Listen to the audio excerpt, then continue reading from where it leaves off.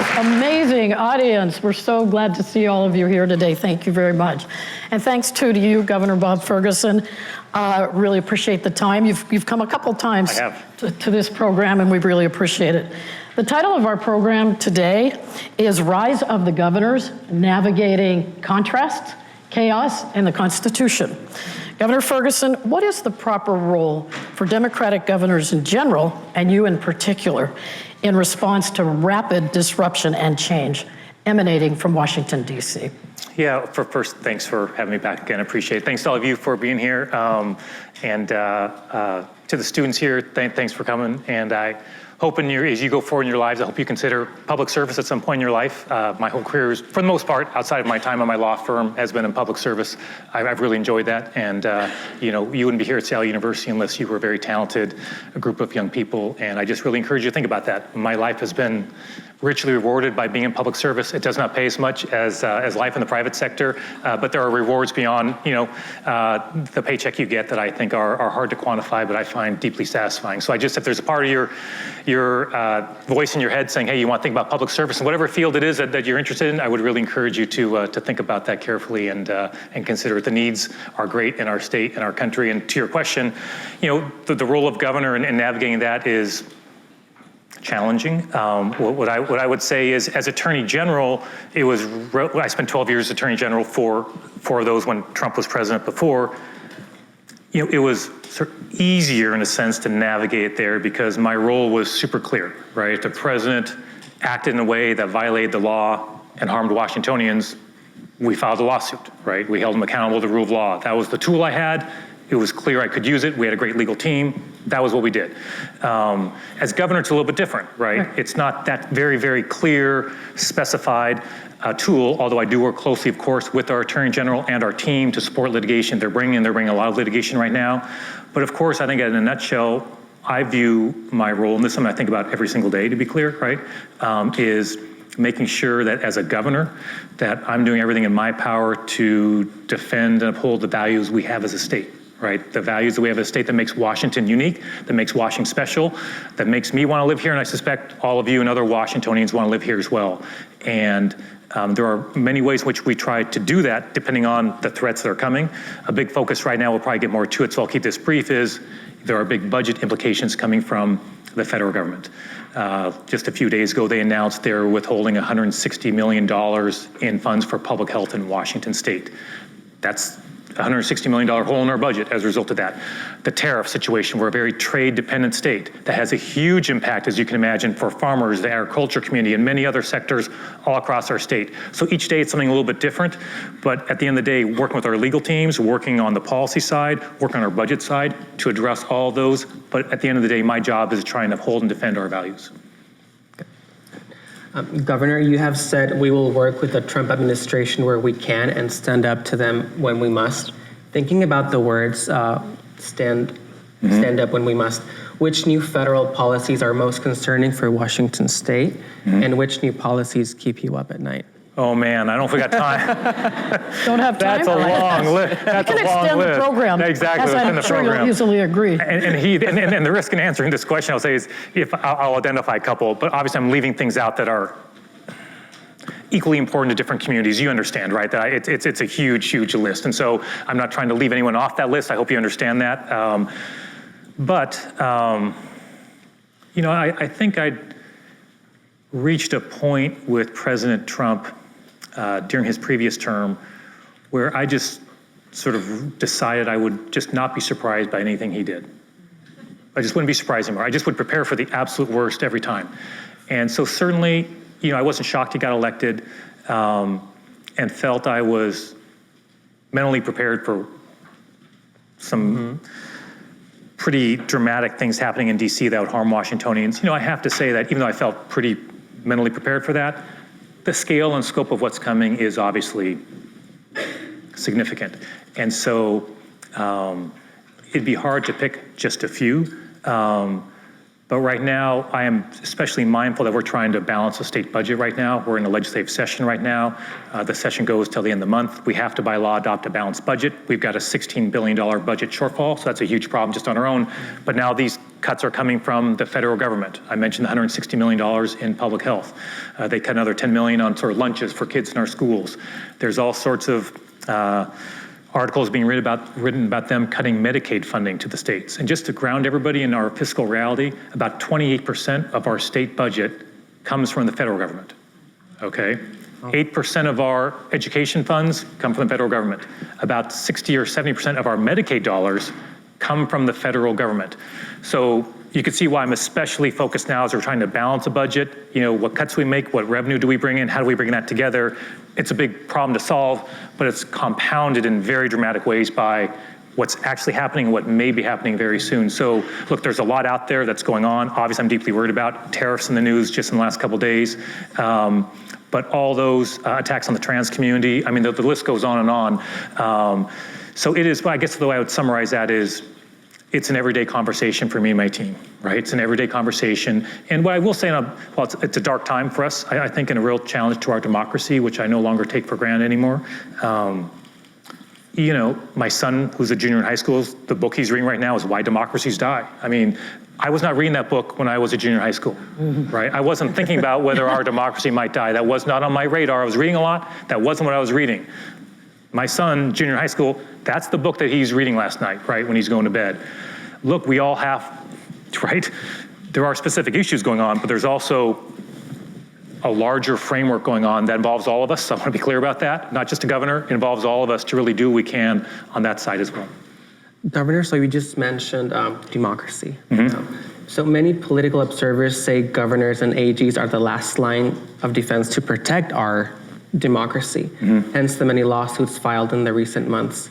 How effective do you expect those lawsuits to be, and what other actions, aside from litigation, can governors take to protect their state? Yeah, I'll start on the AG side. So, I mean, the unique power that AGs have is that we are still a nation of laws. Donald Trump is obviously testing that in the extreme, maybe more about that later on. But for the most part, right, that is still the case. And so AGs do have a unique role of, hey, one thing about a courtroom, you've got a strong advocate, you now have a level playing field against anybody. The most powerful corporation, a president, right? So in the 99 lawsuits we brought when I was AG, I think 59 of those cases ended in an outcome. A court ruled on our case. We won 56 of them. Okay, so that was, right, so that's, so I think the AG's office currently has filed, I may get this wrong, 8 or 9 lawsuits so far, right? And they've so far have been successful in getting injunctions on a number of issues. Those are still in the early stages. So truly, the courts are unique in that way. That's not I can give a speech, that doesn't change what Donald Trump's gonna do, right? We can pass a law in Washington State to try and better protect ourselves, but even that is still limited. But a court order, so far, right, and we hope this holds true, does have the ultimate impact in a sense. And so one thing I was thankful of as an AG is in bringing those 99 lawsuits, we needed as a legal team, the best legal team in the world still needs experts to file declarations, right, and to testify.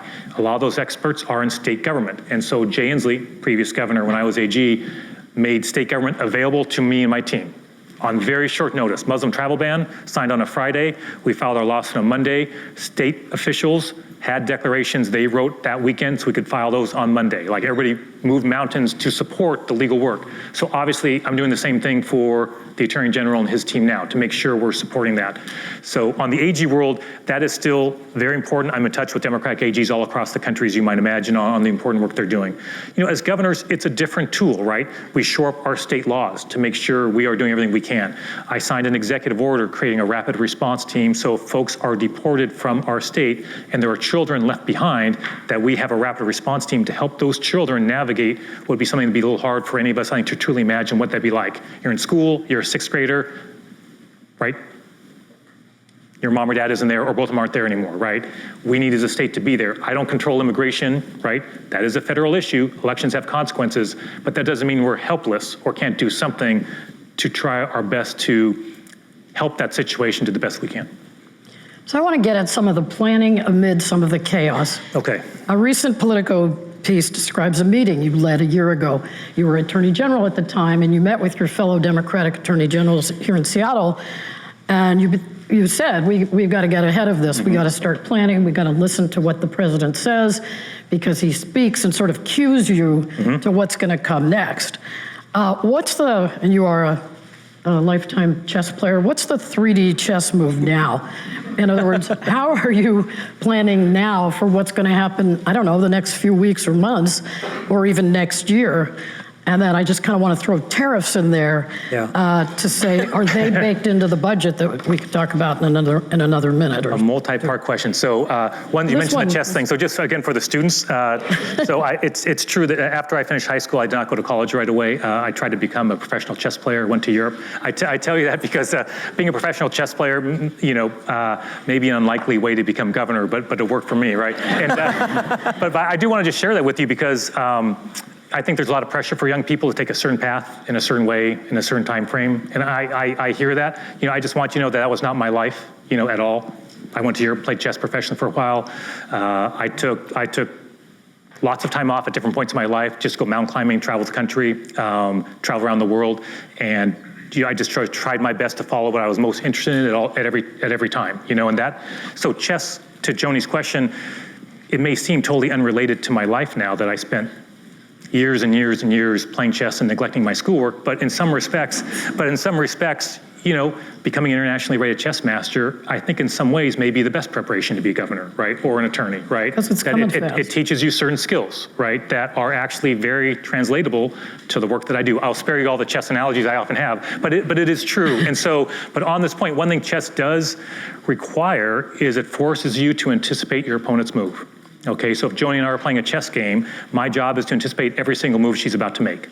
If she makes a move that I did not anticipate, that's a 5-alarm fire for me, okay? And I'm not doing anything else until I figure out why she made that move. Well, that's good training, to think about what your opponent is trying to do, and you have to be very, very, very objective about that, okay? If you're not objective when you're playing chess at the highest level, you will lose every time. So to Donald Trump, a key thing from my standpoint is, look, try to anticipate where he is going. And if he says something on the campaign trail, guess what? I believe that he will try and do that, okay? And so that Political article talked about a speech I gave to other AGs in Seattle where I was trying to prepare them when he was running for president. Hey, this guy might get elected, number one. And number two, the time to prepare is not after he gets elected, it is right now. It's going through Project 2025, literally line by line by line, and drafting complaints. There's a reason why Washington State was the first state to take him on when he was first president, Muslim travel ban, and the first state to beat him. It's because the team was already working on a complaint before he took office, because he talked about banning Muslims from the United States.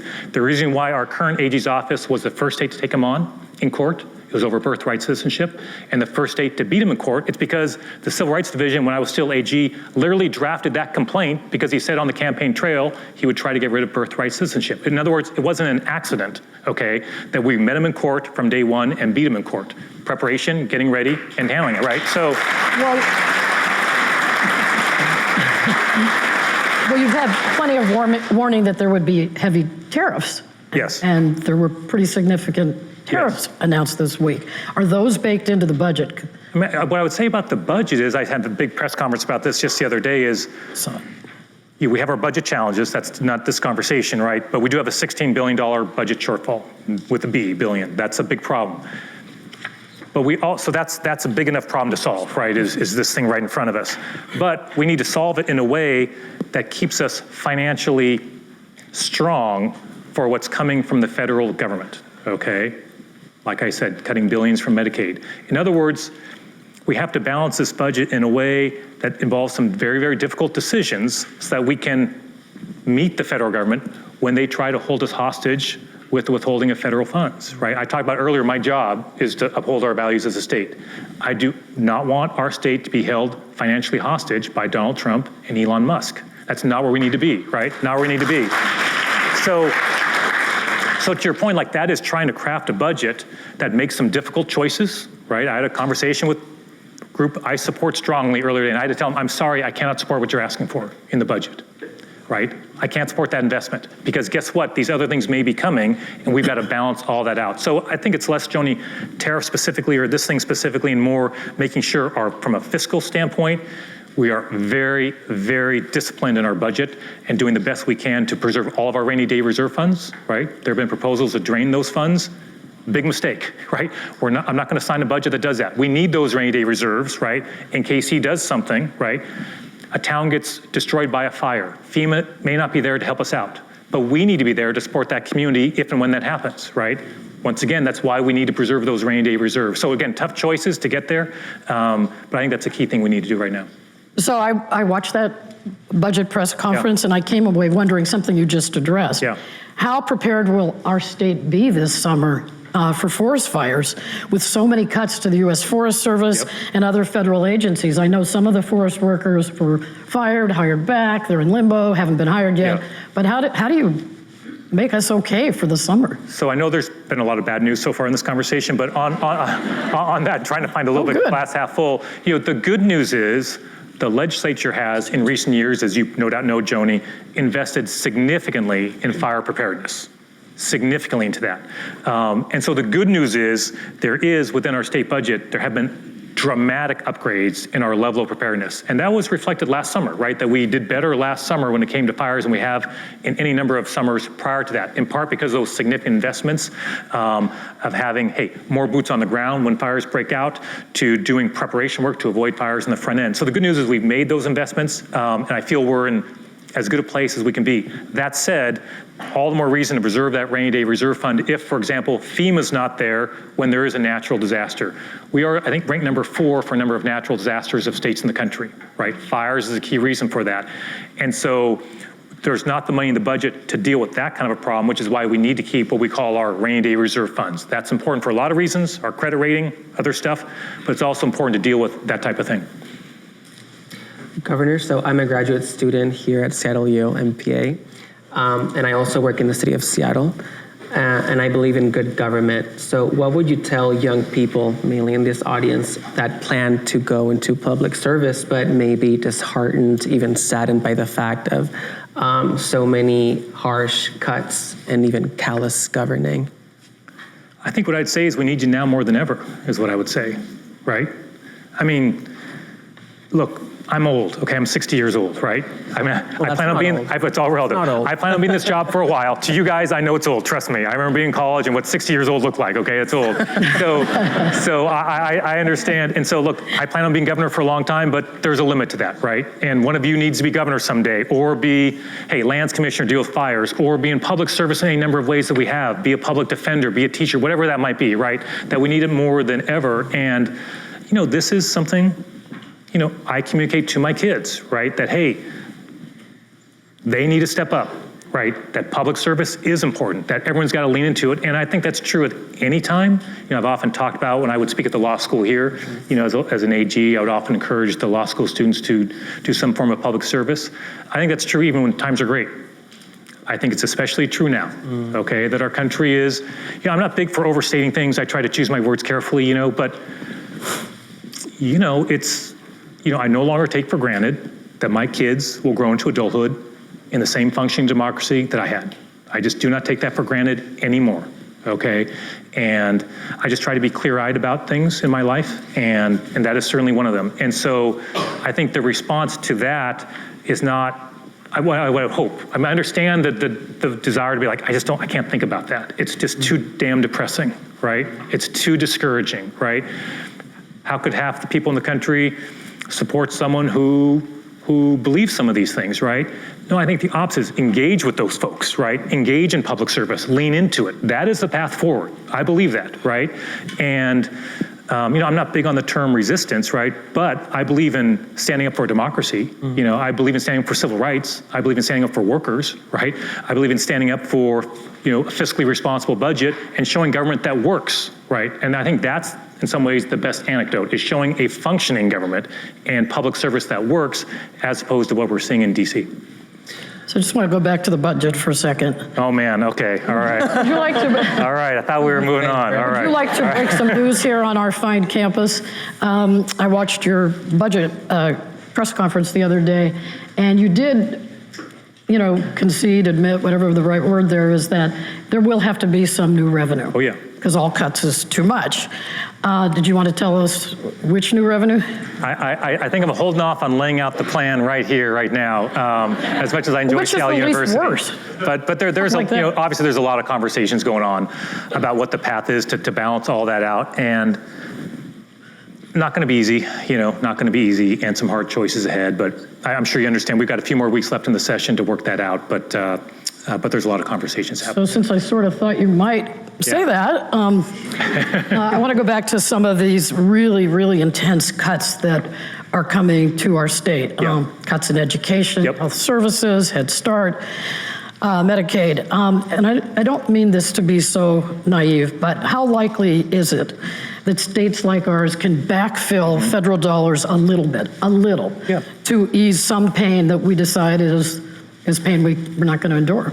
So that's, I think, an important question. What I'm trying to communicate, so I've had some conversations with legislators on my side of the aisle when I talk about these cuts that I think it's uncertain, right, how much or how many, but I think it is certain they are happening now and more will come. That much is certain.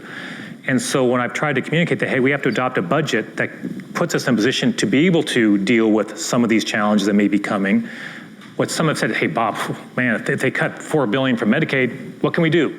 I'm like, no, I'm not that fatalistic, right? That is just not my personality, and that's not the way that I think we should be thinking about the problem. So I'm not suggesting if the federal government says we're withholding all the billions of dollars in Medicaid, that we're in a position to backfill all those. No, we are not, right? No, we are not. It's 27% of our budget, federal funds, 27%. That's a lot. We don't have those billions of dollars. But having dollars on hand is important for a lot of reasons. You talk about the AG's offices. I mentioned the public health. They're withholding the $160 million on public health. The AG's office is challenging that. Okay, well, guess what? It takes time from when funds get cut off to getting a court injunction saying, hey, Donald Trump, you can't do that. Having reserve funds is able to backfill for a period of time while litigation is taking place to see if you can stop something from happening. So you're not laying off those 250 people as one example, right? Then trying to rehire them all later on. You keep them on for some period of time until hopefully the court decision goes your way. Then you never have to make those cuts at all, if that makes sense.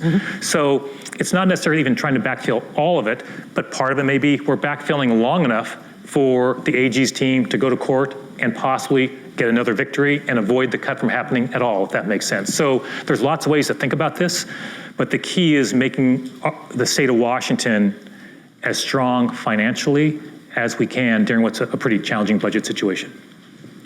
Governor, and a recent poll shows some Washington Democrats are having second thoughts about you. Come on, I find that hard to believe. I find that hard to believe.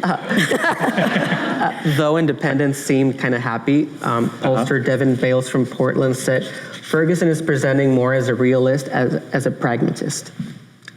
Is that so bad? What are your thoughts about that?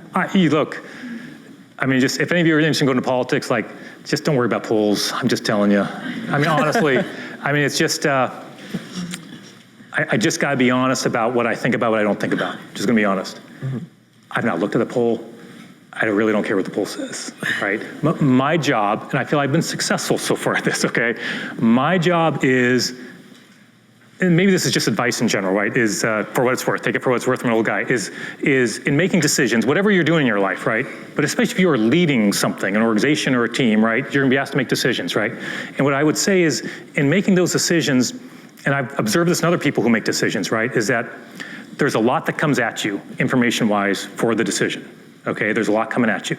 If you're in politics, you've got some people saying, Bob, there's a poll here that says X, Y, or Z, okay? My approach is, in making that decision, you've got to focus on the issue in front of you that actually matters to making your decision and deciding what is extraneous, what is irrelevant to your decision.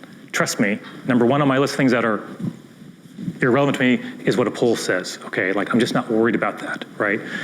What I've got to do is focus on what I consider to be, and I say this to my team a lot, right? That in any difficult decision, I'm a big believer in this, that and they can be complicated. And as governor, there are some decisions I have to make, or as AG, that are complicated, I'll grant you that. But even in the most complicated decisions, I really believe this to be true, that there is essentially in that complex decision, there's like a key kernel of truth within that, right? Like a North Star, that if you look hard enough, you will find it, okay? But you gotta focus on that. And the key is to, right, push everything else aside, if I just finish, focus on that and make your decision based on that. So for Donald Trump, when I was AG, lots of people had thoughts about whether we should file lawsuits or not. And I realized we might have a lot of litigation against this guy, and I decided the core things are, do we think we have good arguments against what he's doing? Doesn't mean they're sure winners, just do we have good arguments? Number two, is what he's doing harming Washingtonians? And number three is, AG, do I have the authority to bring the lawsuit? And I decided if the answer to those three questions were yes, yes, and yes, then I filed the lawsuit every single time without exception, okay? If there was a no in there, I did not. That was my criteria. Trust me, there's a lot of polls about what was good or what was bad, but those can't dictate. Yeah, but you do seem to be making a conscious tack to the middle in things like ferry boats when they're electric or diesel, and some of the things you've said about emergency powers. I mean, lots of governors are doing this right now too. I don't think it's the middle to say we should restore our ferry fleet to where it was pre-pandemic. If anyone here takes ferries, you know what I'm talking about. Right? Okay, right? Broken system, right? I don't think anyone who uses ferries think it's the middle to say, hey, let's actually restore our ferry service to where it needs to be. If that means we're delaying conversion to electric of some ferries to get there so folks can get to their doctor's appointments, their kids can get to school, so they can just live their lives like I live driving I-5 today. People live their lives on the ferries. That's how it works for them, right? Then that to me was the North Star in that decision. That was the North Star, is restore the ferry service.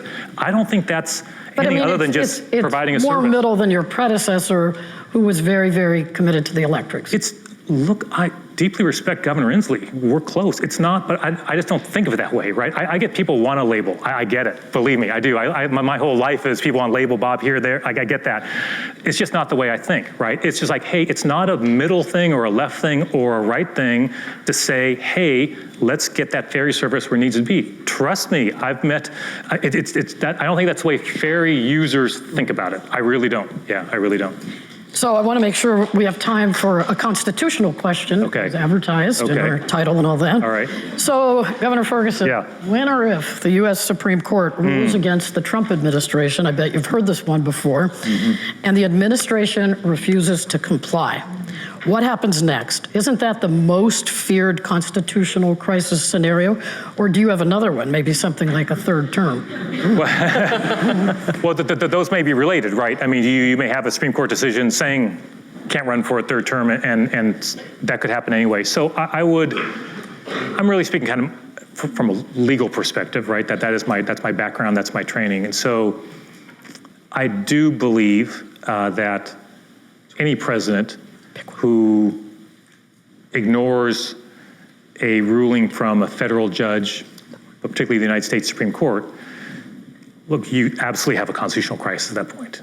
Absolutely, 100%, underline it, write it down in red. That's constitutional. That's the very definition of a constitutional crisis, right? In the 56 cases we defeated Donald Trump his last go round, the administration followed the court's order every single time. Whether that was a local judge here, a court of appeals somewhere else, or the US Supreme Court. They did every single time. But there have been warning signs, right, about how they've started to respond to some judicial opinions already. There have been warning signs about what the vice president has said, right, about the courts that, there's no way to sugarcoat it, that have me really deeply concerned. Have they absolutely crossed that line yet? I don't think so, but they are right up to the line is where I would describe it. And that's just a place where, if that were to happen, you'd have a true constitutional crisis, But any insight into how that would roll forward? Look, you're in relatively uncharted territory at that point, so there's really nobody who's got a great answer to that, right? I was talking to my kids about this literally just last night, and was in the car ride with my daughter. We were talking about this, and I was trying to share with her was that a not insignificant part of our structure, right, our system, our democracy, is trusting that elected leaders will follow certain norms that we believe in, right, that are the basis for our country. One of those norms is, hey, a federal judge says you got to do X, you do X. right? That's a norm. The courts don't have an army to enforce it. That's not the way it works, right? You've got to rely on presidents, on governors, on people following that norm in order for this experiment to work, right? And so that's what makes it so challenging. If someone chooses not to follow that norm, for lack of a better word, it is not easy to see the pathway out of that constitutional crisis. Governor, one group of people who have become the face of government cuts is veterans. 6 in 10 veterans voted for Trump last year. But now we are hearing about significant layoffs in the VA, slashing of veteran health programs. What can Washington State do about it? I mean, this all seems so unfair, to put it lightly.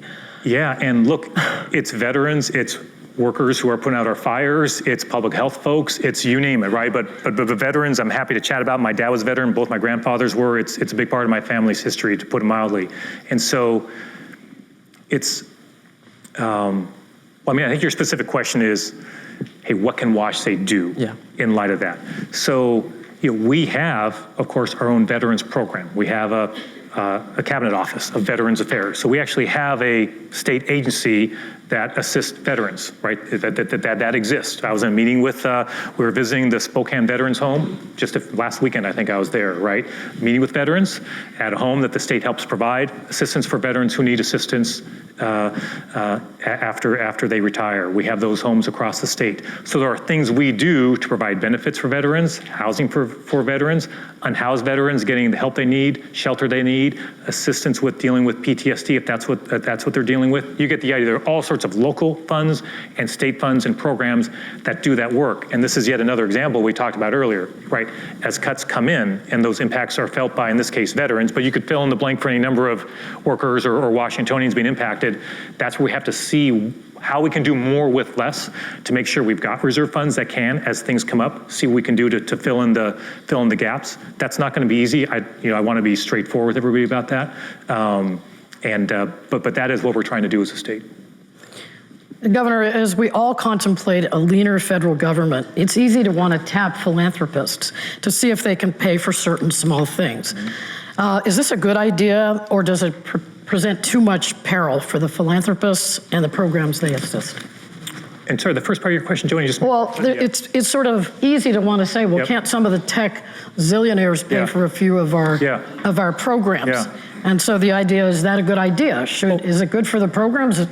And also it has some drawbacks for the philanthropists. It's going to, I think I talked about earlier, right, with the threats that are coming in. It requires everybody, governors, students, billionaires, right? I mean, we're all in it. We all have different tools at our disposal to help out, right?